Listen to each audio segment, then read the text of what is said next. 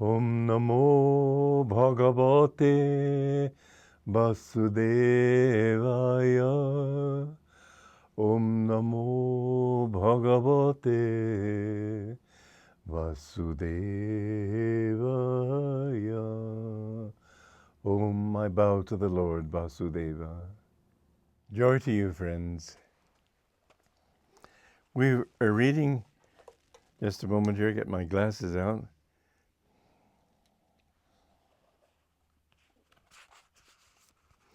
We're reading the 40th stanza of chapter 2. In this path of yoga, there is no danger of unfinished business, nor are there latent within it the opposite canceling effects of duality. What this yoga does is cancel those effects themselves by you neutralizing the waves of reaction, changing your reactions up and down into the inner center in the spine that uses breath to get control of the energy, and control of the energy to magnetize the spine, and then thereby bring all your consciousness into the spine. Now here you have the ultimate duality. And it's not the same thing as duality, because it's the outward moving power of Maya and the inward moving power of Spirit, of Om, of divine love. And these two are opposed to each other, but you don't want to find the middle point in that. When someone said, why should if I shouldn't have any desire, then I shouldn't seek God, I shouldn't seek salvation, I shouldn't seek His bliss, everything. Master, my Guru, said that there must be a desire for God. So that is a positive desire toward the final neutralization of all these waves. But the contrast between the storm that stirs those waves and that which pacifies, that is something you've got to go toward the pacification. This again is why reason can finally take you into many traps. Finally, you have to be intuitive in your understanding. And if you go to a teacher who doesn't understand truth, he will take you astray. He will tell you many things. He will say, for example, that everything is Maya, so what does it matter what you do? Well, it is Maya, but as long as you're in Maya, you're going to suffer in Maya.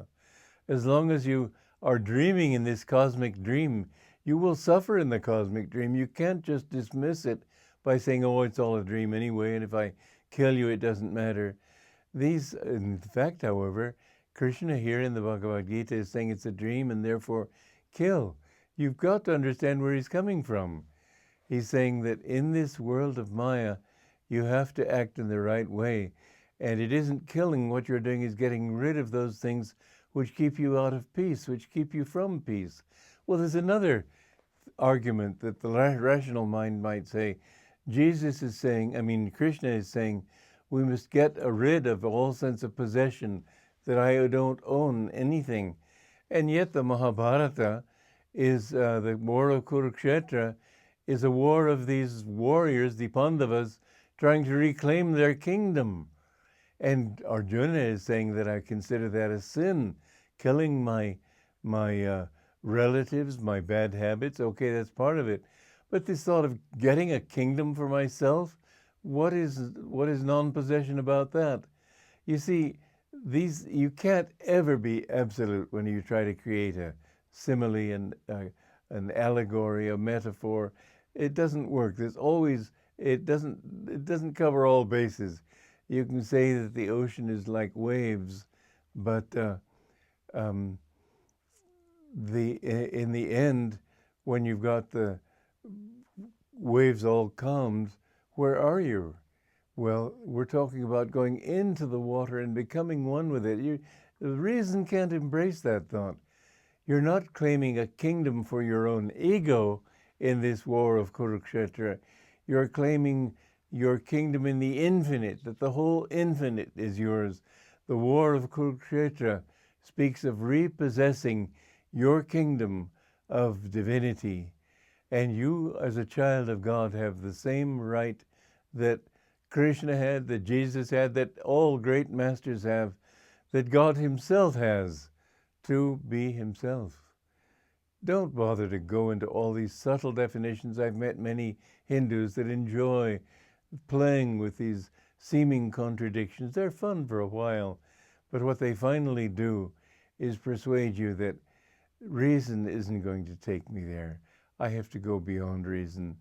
Like the story of Alexander, there was the Gordian knot, which any time you tried to loosen it in one way, it would get tightened in another. You couldn't unravel it. And Alexander just took a sword and cut through it. Well, you have to do that with the sword of discrimination. Cut through all these fine points of reasoning. In the end, they won't take you anywhere. But what this truth is that finally there is the seeming duality, but it's not a duality. You're going from one place to another, but the duality doesn't keep you in confusion. The confusion lies in the ups and downs between that direction. That direction is in the spine. Once you've neutralized your likes and dislikes, your reactive process, then you magnetize the spine because you've centered yourself here. That magnetism draws your consciousness into the spine, and that is when the Kundalini power at the base of the spine will rise and unite with the infinite. In that unity, yoga means union. And when you've united yourself in yourself, you become one with reality. You don't have to go outward and try this. This is what science tries to do. Get a complete knowledge of everything. Master used to say, don't worry about that. Once you don't worry about all the garden of the palace. Get to know the Lord of the palace, and then he will take you around and show you, and you will come to understand everything. In a great samadhi that Yogananda had in 1948, just a couple of months before I came to him, he said that Divine Mother took him all over the universe and people could hear him. He was outward as well as inward in this samadhi. And he was laughing and saying, oh, so that's how you do it. That's how you do it. Well, it's fun to think that someday we will reach that point where we understand everything. We know why he's done it, how he's done it, and so on. But in the beginning, we have to follow these rules to get down to that point of absolute concentration where we can penetrate through the ice at the little point of reference that we have, which is our own self. Center everywhere, circumference nowhere. But you can't cover all those centers. Just go deep into your own center.